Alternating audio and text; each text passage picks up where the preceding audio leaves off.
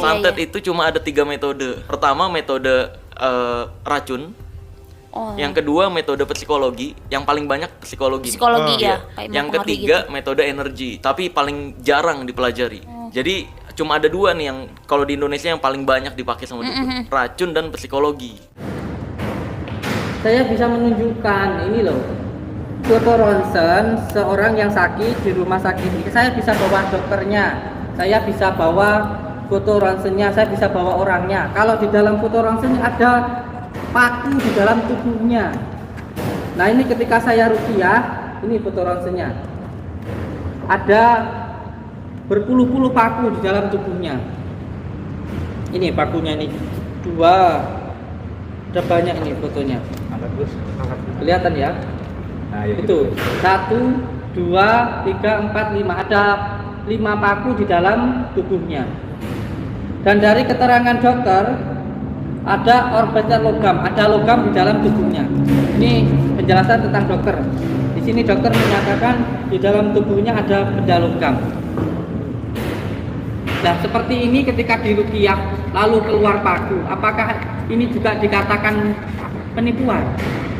Sampai itu nggak merasakan sakitnya orang yang terkena santet, sehingga kamu ngomong santet itu nggak ada. Ini saya bisa menunjukkan orangnya loh, saya bisa menunjukkan dokternya loh. Sebenarnya ketika kalian berpikir bahwa hal mistis itu nggak ada, itu sebenarnya kurang tepat juga ya. Karena mau bagaimanapun hal mistis itu ada. Tapi yang bukan mistis, jangan dianggap mistis. Ibu Nur Saidah ini mengaku dari bagian depan tubuhnya dapat mengeluarkan kawat. Dan kejadian ini sempat membuat geger Indonesia. Karena banyak masyarakat Indonesia yang percaya bahwa Ibu Nur Saidah ini adalah korban santet. Nah, sebenarnya kalau kita perhatikan lebih dalam, ini banyak kejanggalan-kejanggalan yang kita lihat dari pengakuan Ibu Nur Saidah ini. Gue bukan bilang Ibu Nur Saidah ini bohong atau membohongi publik, no. Gue hanya melihat kejanggalan-kejanggalan dari pengakuan Ibu Nur Saidah ini. Kalau kita lihat hasil rongsennya, ini kita bisa lihat di sini. Ini kawatnya, panjangnya semuanya sama. Kalau ini benar-benar santet, berarti dukunnya ini super duper rajin. Karena si dukun ini motongin kawatnya ini sama semua nih. Lihat, teman-teman bisa lihat dari hasil rongsen ini, panjang kawatnya hampir sama semua. Dan anehnya di sini, kawatnya nggak nusuk sampai bagian rongga dalam perutnya. Hanya berada di bawah kulit bagian luar perutnya saja. Lihat, teman-teman bisa lihat di hasil rongsennya sini. Kalau kita pikir secara logika, seharusnya jika memang kawatnya keluar dari dalam perut, harusnya kawatnya berada lebih dalam daripada ini. Jadi dari kejadian ini sangat sulit untuk dipercaya bahwa kawatnya keluar dari dalam. Malah ini terlihatnya seperti kawatnya ditusuk dari luar. Jadi ada kemungkinan Ibu Nur Saidah ini menusukkan kawatnya sendiri ke perutnya. Lalu kalau memang benar Ibu N ini menusukkan kawatnya ke perutnya sendiri, apa alasan dibalik dia melakukan hal tersebut? Jadi dalam dunia psikologis ada yang namanya gangguan psikologis borderline personality disorder. Nah, BPD ini dia lebih cenderung mencari perhatian banyak orang di sekitarnya. Jadi dia takut diabaikan oleh orang-orang di sekitar dia. Maka dari itu dia melakukan berbagai cara untuk mencari perhatian banyak orang. Dan cenderung orang-orang BPD ini menyakiti dirinya sendiri. Nah, jadi ada kemungkinan nih Ibu Nur Saidah ini menusukkan kawatnya ini untuk mencari perhatian orang-orang di sekitarnya. Dan usahanya tersebut berhasil, 100% berhasil. Ketika di ronsen ada banyak pakunya. Terus seperti ini apa juga dikatakan trik? Apa mau sampai masukkan paku di sininya, paku di kepalanya, paku di perutnya? Kan nggak mau. Ini ada bola dan magnet di dalam perut anak kecil berumur 8 tahun. Luar biasa nih, bola dan magnetnya kalau yang kita lihat hasil rongsennya nih bukan cuma satu nih, tapi banyak, dan ini benar-benar di dalam perut. Jadi kejadian ini terdapat di Indiana di Amerika Serikat. Jadi fakta di balik kejadian ini bukan santet teman-teman. Faktanya adalah si anak ini menelan bola dan magnet tersebut ke dalam perutnya sendiri. Karena anak kecil itu memang cenderung memiliki gangguan psikologis yang dinamakan PICA, PICA. Itu gangguan makan, dia makan benda-benda yang asing. Jadi semua sesuatu berbicara pada tendensi hukumnya, berbicara pada tendensi ilmunya. Kamu pesulap kok ngomentari ahli hikmahnya nggak nyambung. Kamu pesulap kok ngomongin peruqyahnya nggak nyambung. Kamu pesulap kok ngomongin kiai nggak nyambung, gitu loh. Kalau saya bukan kiai, saya pemulung rongsor. Oke, lanjut lagi ke kejadian berikutnya, yaitu gunting di dalam perut. Ini gunting luar biasa nih. Kalau lewat mulut kan nggak mungkin ya. Gunting itu kan biasanya atasnya lebih lebar, terus lancip gitu. Kalau lewat tenggorokan nggak mungkin muat. Tapi ini ada gunting di dalam perut. Nih, ini hasil ronsennya nih. Gunting di perut. Kejadian ini dialami sama wanita bernama Anne di Prancis. Jadi fakta di balik kejadian ini adalah si Anne ini pernah operasi rahim di salah satu rumah sakit di Prancis. Nah, 5 bulan setelah operasi tersebut, si Anne balik lagi ke rumah sakit karena ngeluh perutnya sakit. Terus setelah dirongsen, ternyata ada gunting si dokter di dalam perutnya tersebut.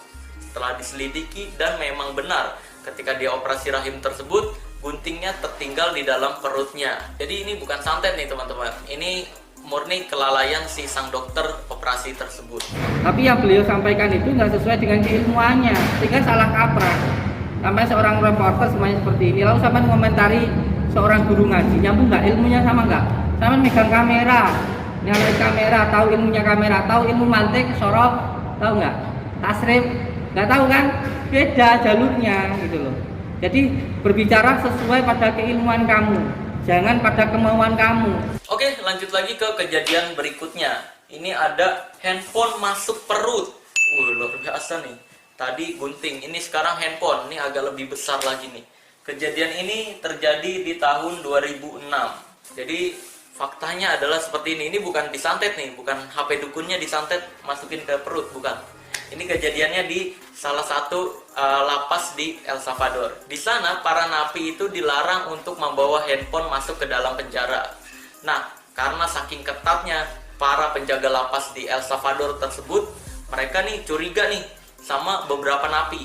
Akhirnya beberapa napi tersebut dirongsen dan ditemukan 4 napi di dalam perutnya ada handphonenya. Jadi mereka, si napi-napi ini berpikir memasukkan menelan handphone tersebut dan bermaksud ketika dia BAB, handphonenya bisa keluar lewat anus dan bisa dipakai di dalam penjara. Jangan karena awas ujon kamu, pikiran kamu menuduh seseorang melakukan itu sehingga kamu mengira orang lain juga melakukan apa seperti yang kamu lakukan. Mentang-mentang kamu sering pakai trik, mentang-mentang kamu sering pakai penipuan untuk hiburan, lalu kamu melihat orang lain juga sama seperti kamu. Enggak tentu sama, sayang. Jangan mentang-mentang kamu itu jelek, melihat orang semuanya jelek. Jangan seperti itulah. Ini terjadi di India. Gue kurang tahu nih nama bapak-bapaknya siapa. Terdapat 40 pisau di dalam perut. Luar biasa tuh. Tadi kan kawat doang nih yang pertama. Ini pisau gede-gede lagi. Ini benar-benar di dalam perut. Ini awal kejadiannya si bapak ini mengeluh sakit yang luar biasa di bagian perutnya. Lalu si bapak ini ke dokter lah di India sana. Setelah ke dokter, dokter merongsen perutnya seperti apa. Dan luar biasanya dokter-dokter di sana kaget melihat ada 40 pisau di dalam perutnya. Akhirnya si bapak ini dioperasi. Awalnya bapak ini ngakunya nggak tahu apa-apa nih. Tapi setelah diteliti, setelah diselidiki, akhirnya si bapak ini mengaku bahwa bapak ini senang menelan pisau-pisau ini. Si bapak ini senang dengan rasa besi dan rasa darah. Ya mungkin ketika dia nelen pisau ini, si bapak ini mulutnya terluka sama pisaunya, terus ada rasa darah yang dia rasakan. Jadi sekaligus nih, rasa besi dan rasa darah ketika menelan pisau ini. Ini dilakukan selama 3 bulan sampai sebanyak terdapat 40 pisau terdapat di dalam perutnya. Akhirnya dioperasi dan menurut pengakuan dokter di sana juga operasinya luar biasa, berjalan dengan serius sekali karena ada kesalahan sedikit aja pisau-pisau ini dapat melukai organ bagian dalam si korban ini. Jadi kemungkinan si bapak ini mengalami gangguan yang namanya PICA tadi, gangguan makan. Kejadian seperti si bapak di India ini pernah terjadi juga di Indonesia loh teman-teman. Ini terjadi di Situ Bondo. Jadi ada yang namanya Pak Hendro, ini mengeluh sakit di perutnya, lalu dibawa sama keluarganya ke rumah sakit. Setelah sampai di rumah sakit, ajaibnya di dalam perutnya terdapat 52 benda yang beda-beda nih. Kalau tadi kan siapa tuh? Pak yang di India tuh sukanya makan pisau doang. Nah, kalau Pak Hendro ini di dalam perutnya ada 52 benda yang beda-beda. Ada paku payung, ada duit, ada tutup botol, ada sendok, dan lain sebagainya. Teman-teman bisa baca di Google, ada benda apa-apa aja tuh di perutnya si Pak Hendro ini. Setelah diselidiki, ternyata memang Pak Hendro ini suka makan benda-benda seperti itu. Di berita lain, di salah satu situs berita yang gue baca, Pak Hendro ini pernah mengaku bahwa dia merasa sakit perut, dan ketika dia sakit perut tersebut, dia menelan benda-benda tersebut. Jadi ketika dia menelan, sakit perutnya mereda. Jadi ketika dia sakit perut lagi, dia nelen lagi. Ketika sakit perut lagi, dia nelen lagi. Sampai ada 52 benda di dalam perutnya. Jadi seperti itu. Lalu di situs berita lain, dari keluarganya juga mengungkapkan Pak Hendro ini memang punya penyakit psikologis, gangguan psikologis. Jadi kadang dia kalau lagi seneng ya kerja biasa aja. Terus tapi kalau lagi kambuh katanya dia suka menyendiri, suka tertutup dari orang-orang di sekitar. Ini seperti kejadian bipolar mungkin ya, bipolar yang disertai dengan gangguan pika ini. Jadi bipolar plus pika, jadi kejadiannya ya seperti ini. Jadi ada dua gangguan yang dialami sama Pak Hendro. Hanya sekedar minta pembuktian. Kita harus relevan dong. Siapa yang memulai awalnya? Siapa yang menuju pertama? Siapa yang menyebutkan nama saya? Kan sana menuju saya melakukan penipuan. Kalau memang benar-benar dia tidak menipu, dia bisa membuktikan siapa yang saya tipu, korbannya mana, alat buktinya apa. Jangan hanya asumsi saja, jangan sekedar asumsi saja. Saya bisa menunjukkan kitab saya apa yang saya gunakan. Saya menggunakan kitab Syamsul Ma'arif Kubro, kitab Al-Askar. Saya pakai kitab salah satunya khusus membahas tentang sihir, yaitu kitab Al-Awfaq. Di situ diterangkan bagaimana ketika baginda Rasulullah disihir, lalu bagaimana pengobatannya, bagaimana menghilangkan ikatan, itu ada. Jadi kita ini berbicara harus dasar hukumnya lah, gitu. Jangan hanya berbicara atas dasar kemauannya atau opininya, seolah-olah kalau saya nipu dia juga nipu, kan tidak bisa seperti itu sayang. Maka ini ketika boleh saya hukumi tidak bisa, kita buktikan nanti di pengadilan.